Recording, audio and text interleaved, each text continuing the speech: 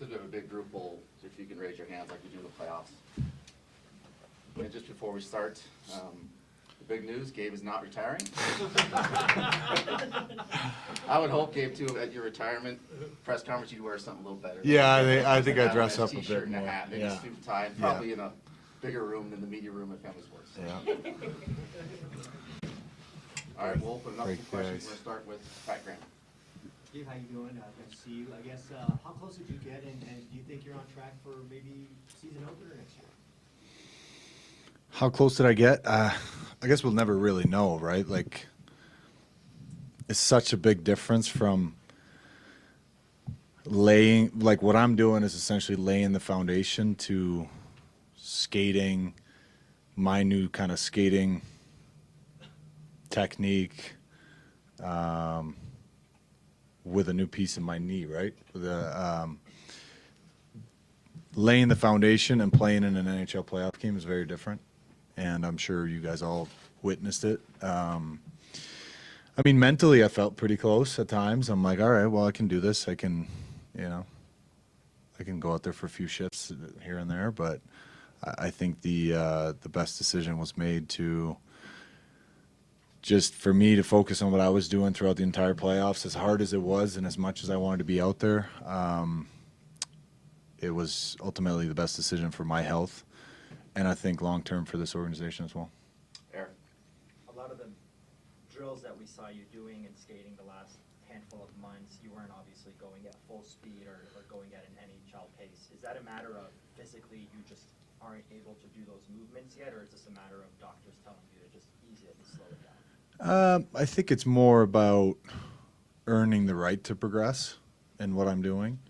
I think when you get in trouble, and when I have gotten in trouble throughout this process, is when I do something that I'm not necessarily ready for, or I haven't earned the right to progress in those movements. And I have a really good team of people around me, and we're just taking it step by step.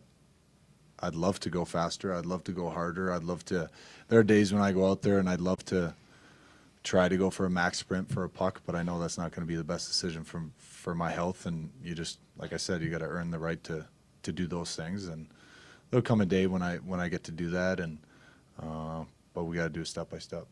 Ryan Bolden. Can you just talk about, the frustration of being in the rehab process while watching the team compete in the playoffs, knowing what they're going through? Yeah, I mean, it's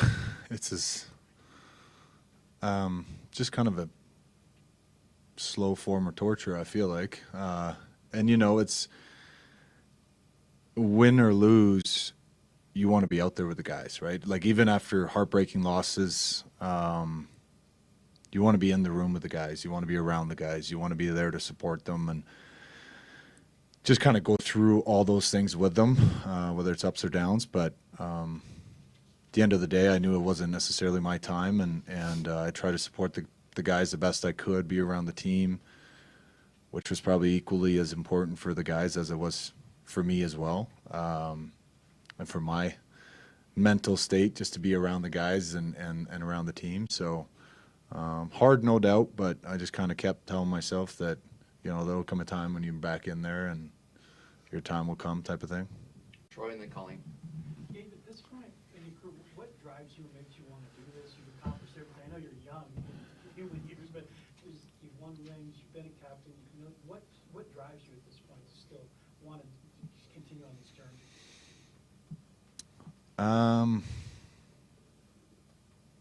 A lot of things. I mean, listen, the logo that I'm wearing, to represent that the best way I can. The fan base have always been very supportive for me and my journey, no matter the ups and the downs that we've gone through. The 25 guys in that locker room, guys that are pushing me and watching the guys grind through an 82-game season plus playoffs. I mean, it's inspiring in and of itself. You see the challenges they go through on a daily basis. I can relate that to the challenges I go through, the ups and the downs. But I think ultimately, my family, right? Like, I got 2 young kids. They're 3 and 4 now. They were 2.5 and 1.5 when we won the cup, and that was the last time they saw me play. My son is now 3, and last night he slept with his hockey jersey on, he slept with his stick, he slept with his gloves, and it just like he loves hockey, and whether that's to my fault or not, because he's exposed to a lot of it, and he comes to practice sometimes, he comes to the games, and my daughter's old enough, she's 4 now, 4.5, and she kind of knows. I've explained to her, a handful of times that, they sometimes ask why I'm not playing, why I'm not out there, and I say I go to work, but my son will question, well, you're not skating though, you're not playing, so are you really going to work? And I've explained to them that I just, I need to get stronger, I need to get healthy, and I think that's honestly one of the main motivations for me, is to ultimately be able to one day look back at all of this craziness that I went through for years, and you overcome it, and you get through it, and you come out on the other side, and you're better because of it, and you got a boatload of experience. And my wife's been through the ringer. She's dealing with me the last 2 years, and I haven't been pleasant to deal with some days, and it's a big challenge, but so she's been sort of that rock for me, and I just can't wait to be back out there, and then come give my family big hugs after the game. It'd be pretty special. Colleen, then Jesse. Nate and Gail talk about being the leadership group in the room, being leaders on and off the ice. How have you adjusted from the sidelines, being that leader for the rest of the team? I think that's a good question, because it's still something I'm wrestling with and trying to figure out. It's a different dynamic, obviously, and I think at the end of the day, it's hard to sort of, you're going through mental gymnastics on your own to get your mind right, to just keep going, keep putting one foot in front of the other for your own health and for your own career's sake, and at the same time kind of be that sounding board for the guys, right? Like, you're sort of torn there between the two, but at the end of the day, you just try to kind of be there for the guys, support them in however they need to be supported, and when things are going well, they don't need me. And even when things go, like, there's so much leadership in that room, there's never really been a doubt for me. There's never really been a question of, do I need to talk to this guy? Do I need to do this? Do I need to check in with him? It's been pretty organic, and it's been really nice to be around the team since December. And especially now down the stretch, being on the road, and all of a sudden you just feel like you're more part of the team again. You're missing out on road trips. You're missing out on quite a bunch, but proud of the way the guys have battled all season long. I mean, come away with 107 points or something. And it's been a great season overall in terms of like regular season. I think our segments have been pretty, if you break it into 10-game segments, have been pretty dominant at times. 7 2-on-1s a bunch of times, and there's a couple of segments around 500 where guys just find ways to kind of get back on track, change a couple of things, make some adjustments, and get back on the winning side of things. And I'm never really surprised by what this group is doing. Led by obviously Nate and Kale, like you say, but also Mikko and Cogs and Taser. There's plenty of guys in there with obviously winning pedigrees, but guys that are just always driven to do better. So it's been fun to see from the sidelines. Jesse, then Rod. That's a two-part question, one for each of you guys. Gabe, I guess we're not trying to pin you down to a date in training camp or that. Is next season a realistic target for you to return to the lineup? And then Chris is potentially having to account for his cap hit coming back. Are you happy to have that problem? You asked about next season? Mm-hmm. When's training camp? Mid-September. Mid-September and start of April. I feel pretty good about it.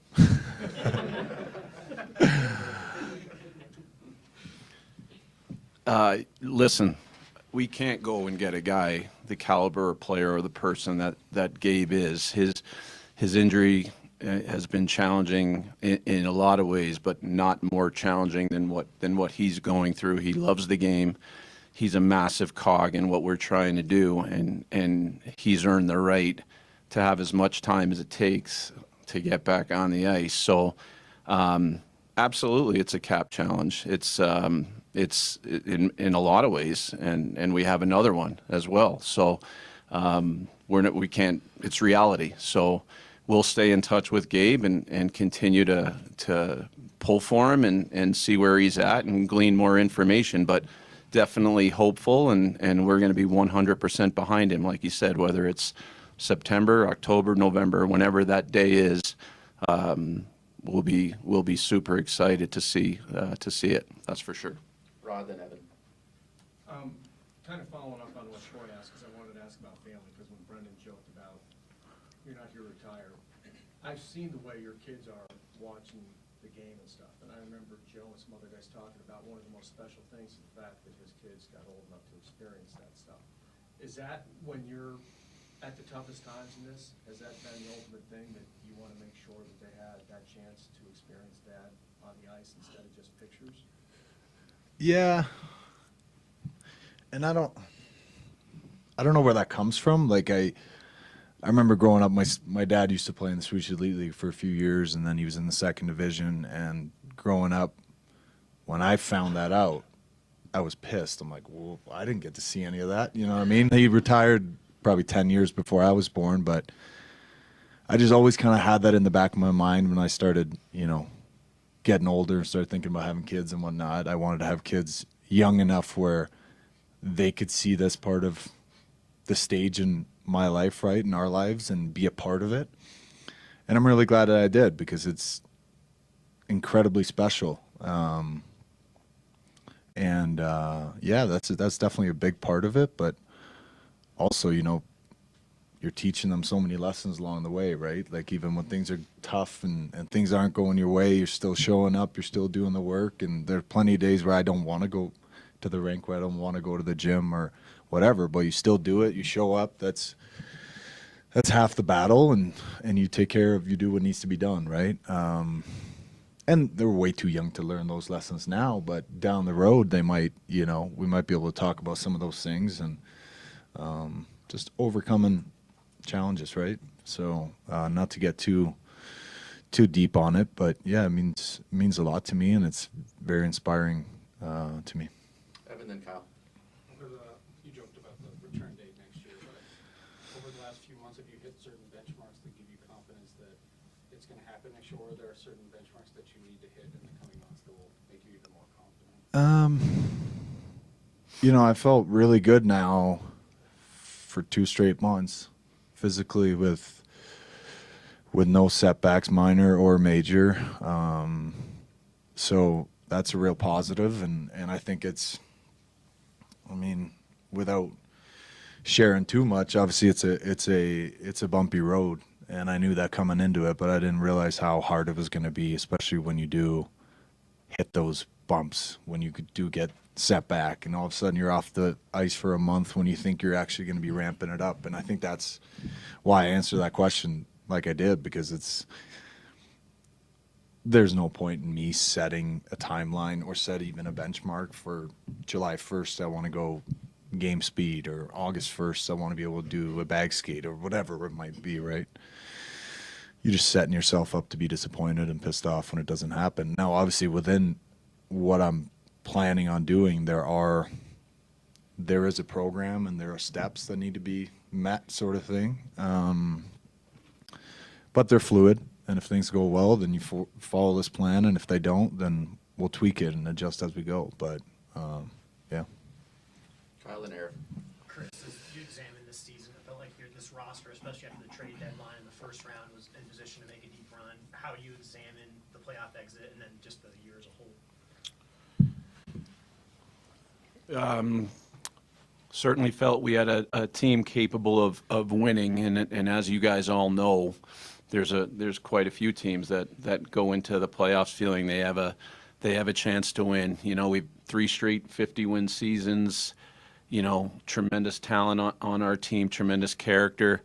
2 tough opponents, both 100+ point teams. I think Winnipeg was a challenging first round opponent, and then Dallas, I think, had the second most points in the league, and we're a goal away from getting it to a game 7. So ultimately, the guys were crushed because you realistically feel you have a chance, but it's hard and you need a lot of things to go right. But very, very proud of the group.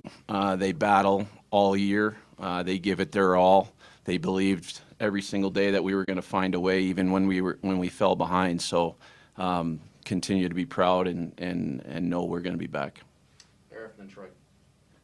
One for each of you, but starting with Gabe, for the Val Nichushkin news, as a leader on this team, how do you take in and balance the personal and, more importantly, the business side of this for someone like him and what's unfolded the last couple of years? And I guess for you, Chris, when he's through, is how did the news kind of unfold for you, and how do you handle the business side of this moving forward? You want to start or you want? Go ahead.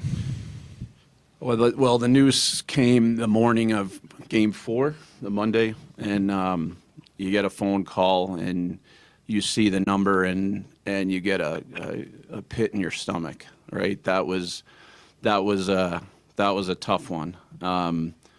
Val is a massive piece of our on-ice puzzle. Our record with him and without him is obviously very telling. He's a super hockey player. I think there's two sides of the coin, right? There's the human side, and as somebody who's over the last 12 months has had 2 players go into the program, I've had to sort of try to get as educated as possible, and somebody who was not really familiar with addiction and the challenges of it, you feel for the person, right? This is a human being. He's a dad. He's a husband, right? And that's first and foremost. There's not a member of our organization that doesn't want Val to get stuff right in his own life so that he can be in a good place. That Monday was very disappointing. We got 25 guys, 30 guys, whatever it is, over the course of the season. That's a tough blow, and I felt for the group. Yeah, and I think,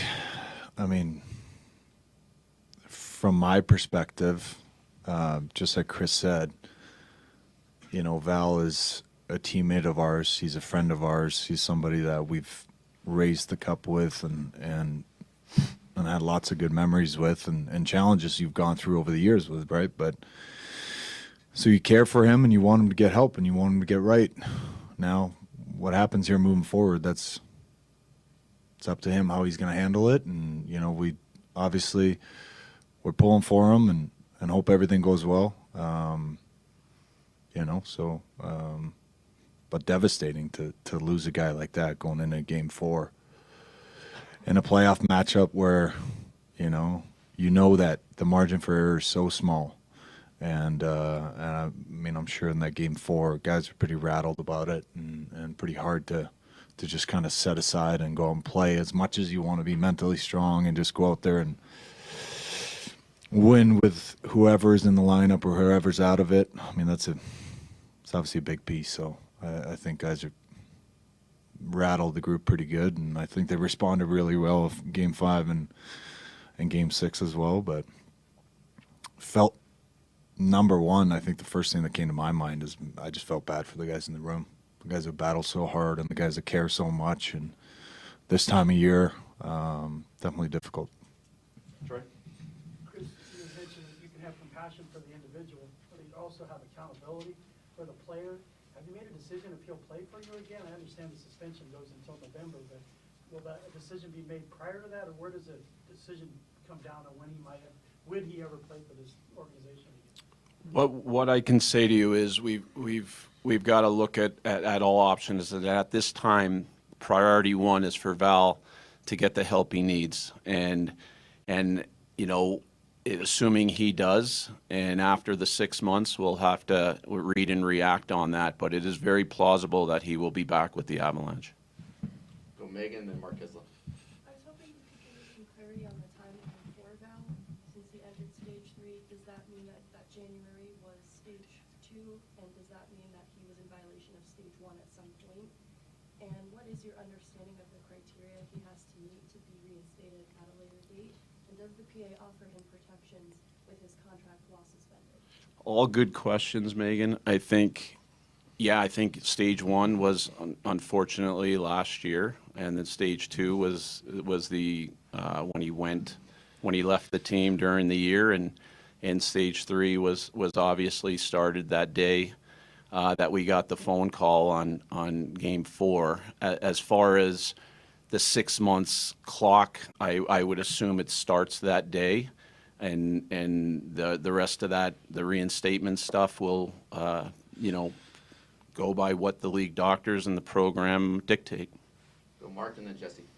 And this for Gabe, during the last 2 years, you've certainly been forced to look at what hockey means to you and your family in ways maybe you never anticipated. Are you a hockey lifer like Joe Sakic is? Where are you with that? I mean, I love the game. Listen, it's what I've done since I was, 4 or 5 years old. Never really had a backup plan growing up. I mean, I had to pay attention in school. I had to do my homework or else I wasn't allowed to go to practice. That was sort of the deal. But I think as you get older, you also start kind of wrestling with the identity of, like, who are you type of thing that everybody goes through. But so I've always said hockey's kind of what I do. It's not who I am. But having said that, I love it. I love every part of it, and clearly it means a lot to me. I'm here, and the season ended 14 days ago, 10 days ago, whatever, and it's, with an injury, all of a sudden you're kind of consumed by it. But I think I've gotten better and better over this course of time over the last couple of years as to distinguish between, what's important, what's not important, right? And it's really important to me, like we talked about earlier today, about why it's important and what my motivations are and what inspires me. But I get so much time with my family and my kids and get to be a part of their lives. When the guys are going on the road for a week, I stay home. We get lots of quality time to do fun things and whatever. So you realize that it's not everything, to be there for them and to see them grow up. It's, that's important to me, and that's been a lot of fun. Can you see yourself being in this game at age 55? Yeah, most definitely. I can also see myself doing other things, but we'll see. We'll do Jesse, then Corey. Chris, so you mentioned earlier that there is uncertainty with Val in the contracts. I guess, one, is there anything that you guys can do this summer to try to get some clarity on that? And two, you just laid out 3 incidents in 13 months. How hard is it for that trust to be built back up? I think it's hard. I think it's all Gabe highlighted it earlier. It's going to be up to the individual. The challenges for us are obvious, right? He's a really good hockey player. He's got a significant cap hit, and look, we've looked at all options like we always do, and the obvious question is termination, right? And at this time, that's not an option. So the best thing I can say is we're pulling for Val to do what he needs to do to take care of himself. This guy's a heck of a hockey player, but it's a privilege to play in this league. And when you sign on that contract, there's things that have to be adhered to. And hopefully Val takes the next 6 months to get himself right. And, we'll stay in touch with the league. But again, at this time, that's the way we're operating. And yes, it's a significant challenge in terms of off-season planning, but there's a lot of teams with cap challenges. We're certainly one of them, but we won't shy away from, looking at different ways to build as good a hockey team around what is still a very special group. Corey, then Colleen. Chris, whenever teams go out earlier than they expect, there's a lot of discourse about what the team needs to get better. But I think all your guys were pretty confident that you had a team that could win the cup. So was there anything out of the Dallas series that you feel like you need for next year, or? Yeah, you always want to get better. I mean, obviously, you know, if we could crystal ball it, and the best thing we can do is to get this guy healthy, right? I mean, he touches every part of our game, you know, and I think that was also part for us in losing Val in Game 4, and then, you know, unfortunately, Taze gets sick that same day. That's a challenge, right? This is second round of the playoffs, and you need your top guys to be your top guys, and like Gabe said, and you need good health, and you need things to go right. A puck bounce, it's hard, and when you lose, you know, guys that are big bodies that touch every part of your game, that's a challenge. And losing Val the way we did was a challenge. I think he was leading, you know, the playoffs in goals, and you know, so we'll have to, you know, look at everything, and the coaches will do, you know, their reviews and stuff. But you know, I think, you know, our biggest thing over the next few weeks will be cap and analyzing how we can get better, not just next year, but in looking what it looks like over the next 2-3 years as part of our equation. Go ahead, Corey. Just, is it fair to say then that, like, given the uncertainty with Gabe and given the uncertainty with Val, that, like, just getting back to where you were the morning of Game 4 before the Val news, like, that could be a challenge this offseason? Yeah. Yeah. The salary cap is a significant challenge for us. And we've got things we're going to have to navigate. No different than years past. Obviously, the Val wrench is something that you're not counting on, right? Like, injuries happen, and every team deals with that. We have another one, and does that impact things that potentially you want to try and do over the next few weeks? Very well may. But that's our job, is to try and find workaround solutions or workable solutions. But I mean, we still have, you know, Nathan McKinnon and Cale Makar and Mikko Rantanen and Devon Taves, and you know, that's a pretty good launch point for any season. Colleen and Raj. Kind of on that note, you guys have obviously your hands full with a lot of UFAs in the offseason. How much do you involve your elite players, your leaders in the room, with those decisions? I've always said that, you know, we've got guys that are dialed in. We've got tremendous accountability. It would be crazy for us not to tap into that, whether it's asking about things that they feel we can do better on and off the ice. So, yeah, we tap on guys, and certainly this guy being a part of that. But when it comes to whether it's a UFA decision or things like that, I don't feel that's. These guys they're in the battle together, you know, and they're from September on, and for many of them for years at a time, right? And it would be unfair of them to necessarily put them in that spot. So I think, you know, Joe and myself and our staff have to make some tough decisions at times, but in terms of leaning on them or having a chit chat or a coffee or in the morning, I think it's something we routinely do on a lot of things Avs hockey related. Raj and Art. One for each of you guys. Gabe, did you have an active role in helping the team through the Val situation? And if so, could you detail it? If not, what players kind of stepped up with your absence in that room? And then for Chris, to piggyback on the UFA situation, 10 free agents, and you've got Mikko coming up after next season. Do you anticipate having to possibly move money out the door to fill out the roster for this year and next year?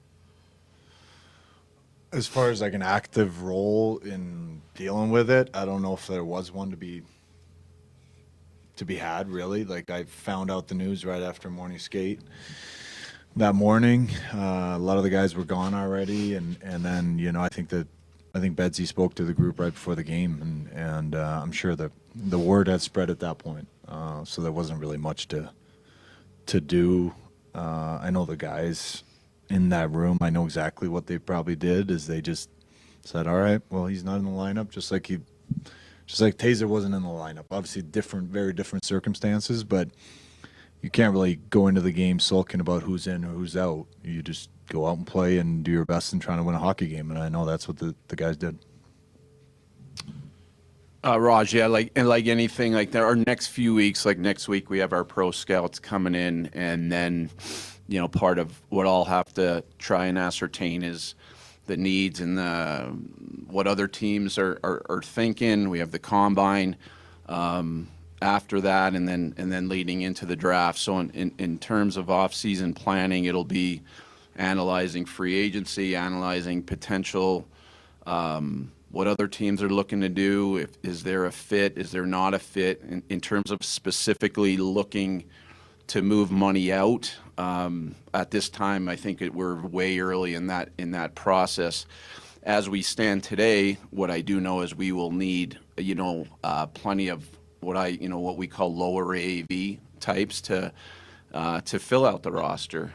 With the information we have today, and as things stand, with Gabe's situation, with Val's situation at this time. So, but just like every other offseason, the next few weeks, there's going to be something that may fall into our lap that we were not even thinking or weren't even expecting. So it should be fun, but it's an important information gathering time for us to do our due diligence internally and with the coaches and with our scouts, and then to see what opportunities may or may not be there with other teams. Aaron, then Rob. Gabe, trust is really the fabric of a locker room. Chris said it's plausible that Val returns as captain. How might that look as we look ahead? I don't know. I like Chris said, like it's kind of up to Val now how he handles this, and obviously once he comes back, and hoping that everything goes well, and he's ready to be a part of this team, we obviously will be ready to have him back and be ready to battle out there on the ice, and but yeah, we hope Val gets right. We hope he gets what he needs, and is able to come back and help us. At media day, at training, just before training camp, Nathan McKinnon said the team would welcome him back with open arms. Is that how you view it? We will see how Val handles this situation and how the next 6 months go. Rod? Outside, people are like, how can they trust him again? It's happened twice in the playoffs, but we don't know the mentality inside the locker room. Is that Yeah, is and there anything you guys will do to, you don't say the word babysit, but obviously it's an addiction. Is there anything else you guys can do inside to help? I'm sure, I think it's a tough question to answer, right? Like there's a fine line of what I want to say and what I want to share and what not want to share, but immediately when the news broke, I think my reaction was, what else could I have done? What else can you do? How else could we have handled the situation differently leading up to this point, whatnot. But, ultimately this is what happened, and we just kind of have to deal with the consequences now. And I'm sure there are a lot of people who feel differently about, everybody has their own opinions of the situation, right? But, like I said, he's a teammate of ours. We hope he gets right. We hope he gets what he needs and is able to come back and help us moving forward. Ultimately, he's a human being and a teammate of ours, and we look after one another, and that goes both ways. He needs to look out for himself, but he also needs to be a part of what we're trying to accomplish here, and I think that's important as well. Ryan, then Corey. Chris, post-game, Jared Bednar said Casey Middlestat was dealing with a hip injury from that game. Can you elaborate on that, where he's at with that now, and just any other injuries that guys had or repairs that are upcoming? Yeah, I mean, aside from the bumps and the bruises, I think, Arturi Lehkonen is going to get a shoulder procedure here in the next week. Casey got hurt that game early, and he battled through, but I don't think it's anything that's going to be, a long-term or surgical situations. So, and we had a bunch of other guys, obviously, with some significant bumps and bruises. But as far as I can tell, that stuff should heal up and have them ready to go for September. Corey? Is Arturo going to be ready for training camp? I guess we'll start with that. It's going to be close. Yep, going to be close. You mentioned like needing lower AAV guys to fill out the roster. How often do you anticipate saying the names Evan Rodriguez and Jonathan Drouin to agents this offseason? And I guess also as part of that too, just those four guys you mentioned as the core, like that seems like a pretty good recruiting pitch too. Yeah, I think our group, it's an attractive place to play for a variety of reasons. I think Denver's a great city. We've got an incredible fan base. I think what Gabe and Nate and Kale and Miko and our group over the last number of years have been able to do, they've set an incredible standard, and it's I think it's a great place to play, and I think players around the league recognize that. In terms of, the Evan Rodriguez and Drouin, you mentioned, Evan signed for $2 million. So I don't, that's not quite in the realm for us. At this point in time, I get your point on sort of the lower AAV guy that might be looking at a place to find success. I think our situation has proven to be a boon for that type of scenario. But there's a lot that has to go into it. Like, it's got to be the right player and the right fit and in the situation, right? And UFA, you just don't go. We don't go into it with a player that had 60 points last year and go, hey, I wonder if he'll take 800 on July 1 to play with Gabe, right? Like, that's not going to happen. There's things have to align, and obviously there's only so many cap dollars on July 1 available in the entire league, and there's only so many free agents and available 23-man roster spots. So you do that analysis, and sometimes player or two or three might get squeezed, and then you go, is it time to strike? And how do you stack up against the other teams that are also looking at that? So, that'll be the challenges for us over the next, hopefully, X number of years. It's just reality for the cycle that we're in, and with another challenge onto the plate this summer that we are going to have to deal with. Take a few more. Megan, then Evan.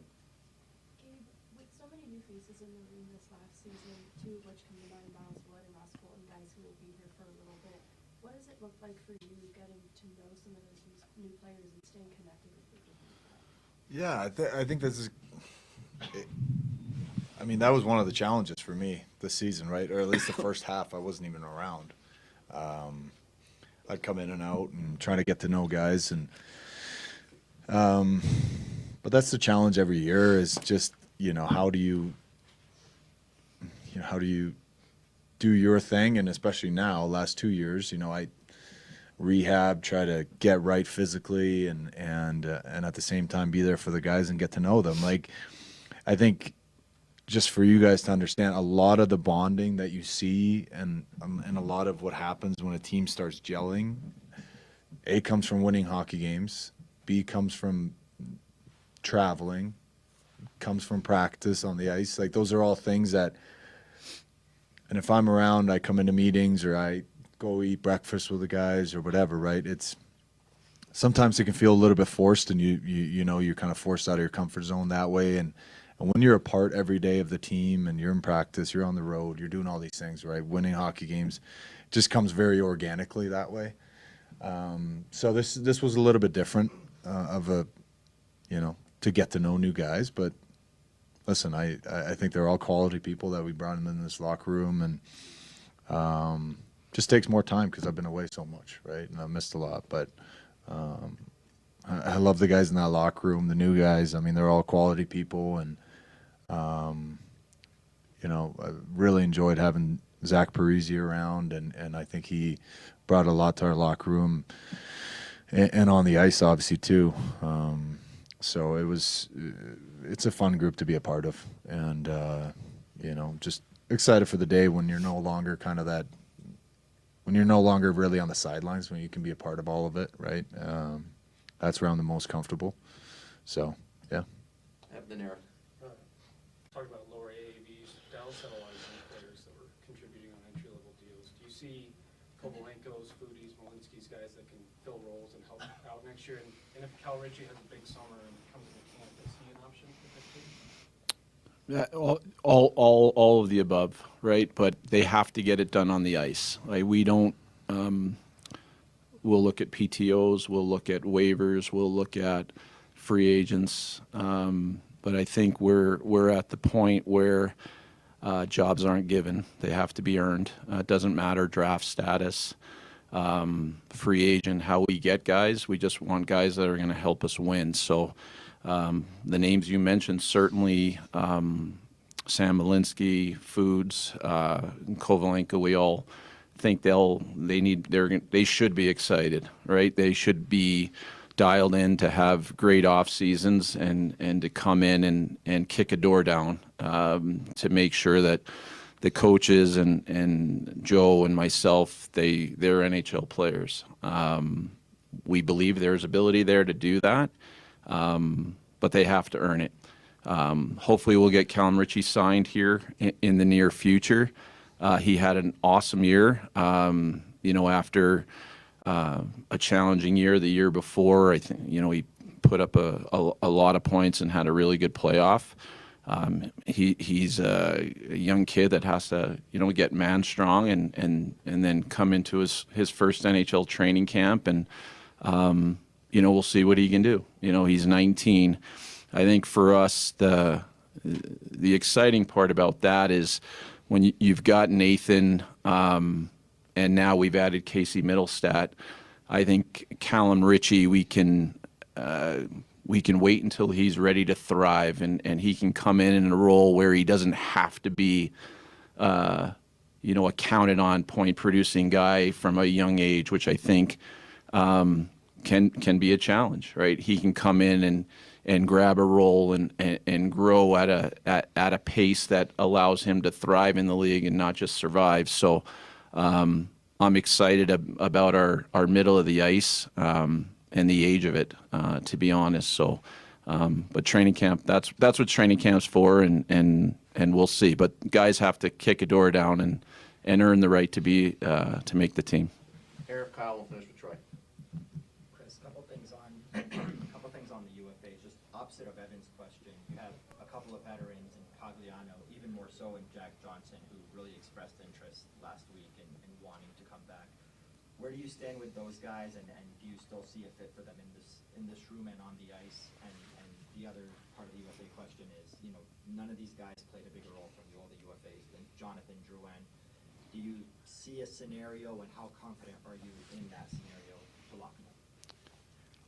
Good questions. Well, like I said, we're early in the process of reviewing those guys, those files.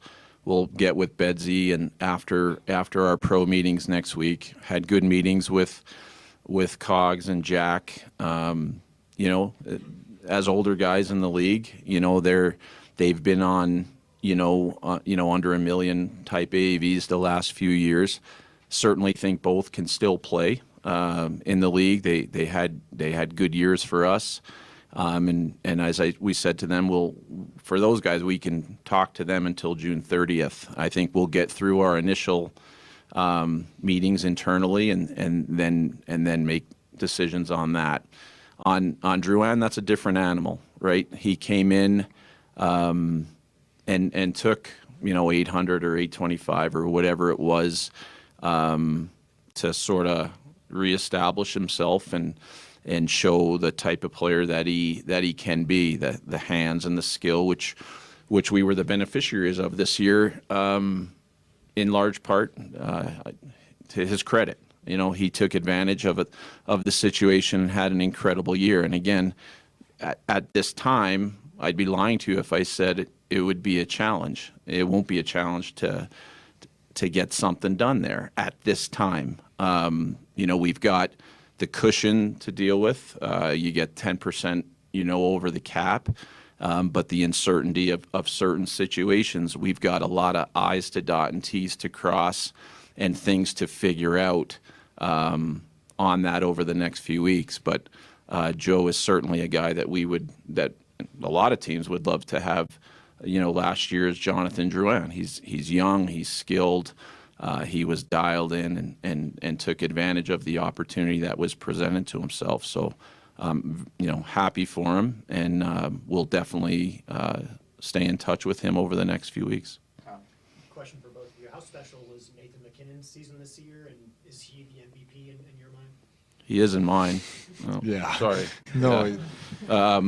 Yeah. Nate's a unicorn, and I've always said to Nate, if Nate wants to win the Selke, he can do it. There's not a thing on the ice he can't do, and obviously the points and all that. He's number one franchise center. There's not many of those guys, and he had an incredible season, and I like it.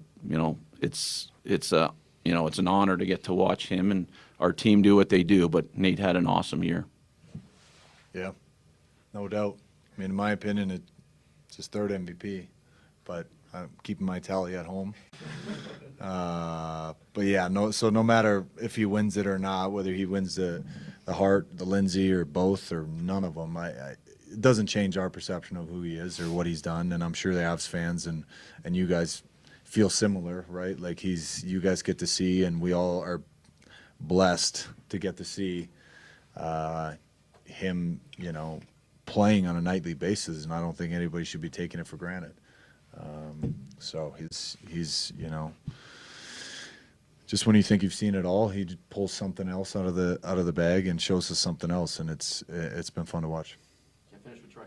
If you talked about adversity, I mean, anyone that put their hand up for what you've had to go through, is there motivation to do something somebody's never done before in terms of coming back from the surgery? And have you stayed in communication at all with Lonzo Ball about this, the other guy, the other athlete trying to come back from this type of surgery?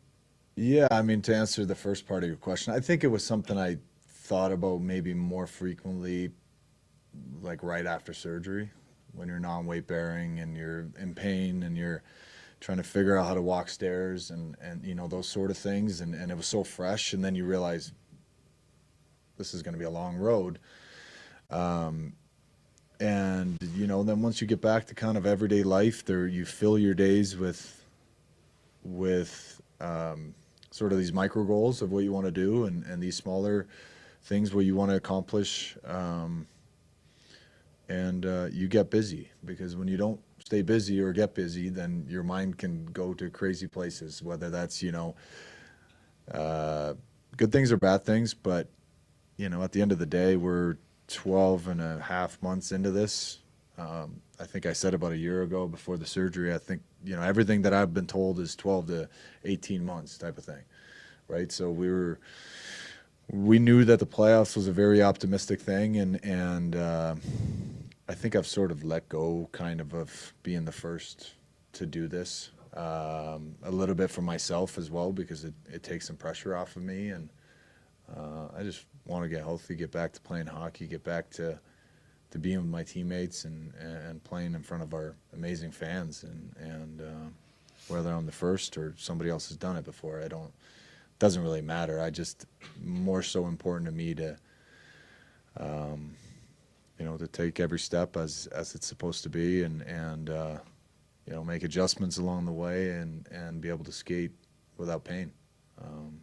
So yeah.